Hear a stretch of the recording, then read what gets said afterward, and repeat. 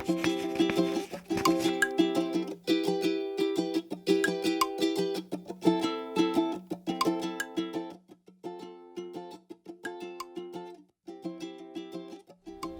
my name is Paul Cartwright. I'm the product manager at the NAV People.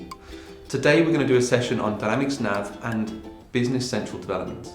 So we're going to start off by writing a small module inside Dynamics NAV using CAL, the standard language. We're then going to use some standard tools to convert that into AL.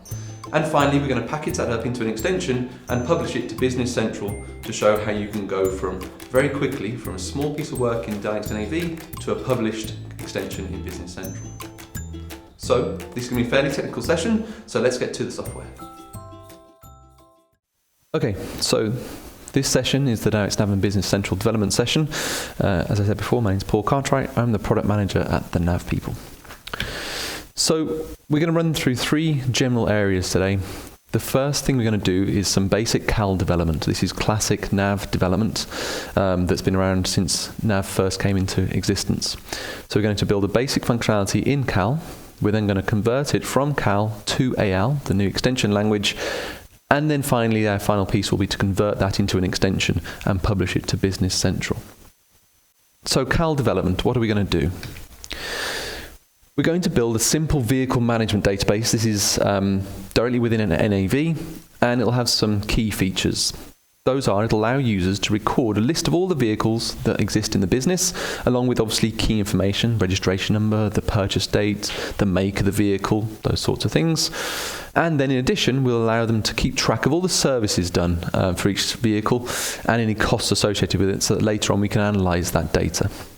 So we're going to split this development into sprints, very mini sprints, and the first one is to build the basic engine of this vehicle management system. So that is going to be to create the vehicle table, which is a place to store all the information, and obviously add the relevant fields. We're then going to add a list and a card page that enables the users to interact with this from Dynamics NAV. So swooping across now, we're into the Dynamics NAV Development Environment. Here you can see every object that exists inside NAV, from tables through to pages, code units, and onwards into XML ports and menu suites. This makes up NAV, and here you can see not just custom objects, but all the objects that make up NAV. So everything Microsoft have written into the product exists in this object designer environment. The first thing we need to do is create a new table. This is where we're going to store the vehicle information. So to do this, I'm going to click on Table and then click on New. The screen now pops up with an empty table definition where I've got to start listing the fields that go into making up my vehicle table.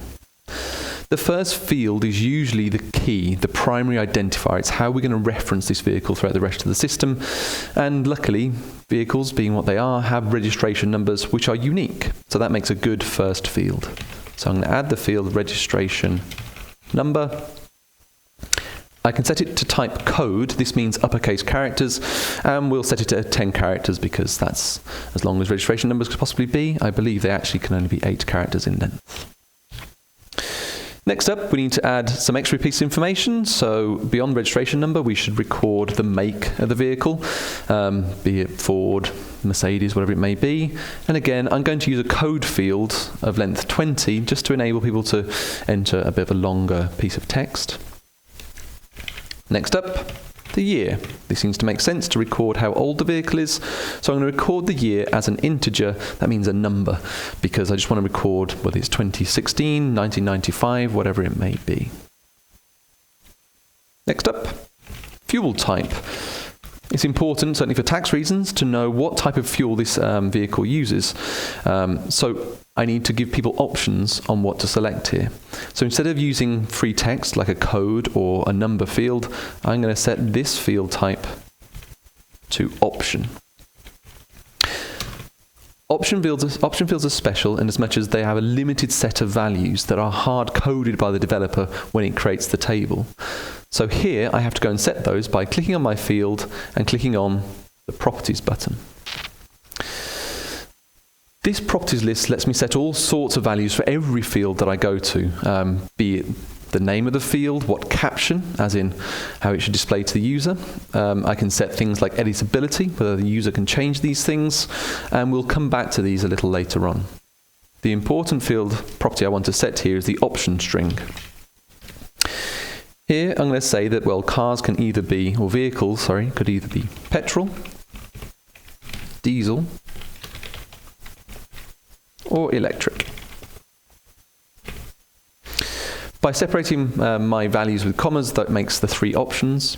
And the first option in the list will be petrol, and that'll be the default. So every new vehicle created will be defaulting to petrol unless changed by a user. 2 more fields I want to add. I want to add the date purchased.